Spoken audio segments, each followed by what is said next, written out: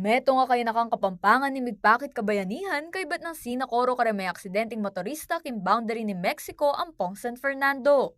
Yay Ian Panganiban, 4th year nursing student king University of the Assumption. Fernandino ya at tubo kim Barangay Juliana. Kwento ng Ian, kesira niya kanong motorsiklo at kabang panayan ni itatang ng manyundo kaya, aktwal nang ikiting pami sa balandare nga duwapang motor. Antimong nurse instinct, agad yung linapit king aksidente at keti negewa yung tiro da kaya nung magrespondi ka rin medical emergencies.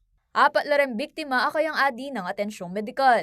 Agpangking komunikasyon na ka rin pamilya dareti at syun na lakano king masanting akabilyan din kayang sinopan. Nun tutusin, alin niya kanubayo kang iyan ng pamanyaup, uling aktibo niya kanu karang aguman na ating may iyaliwang aktibidad bang makasawp king komunidad kalupan ng College Red Cross Youth Council. Base po ka na ako, yaw po, tinawaman pong experience ko yung trainings, manta po. Kung agyuta mo po gang ditak mo po, makakay na po kayong loob ng tao.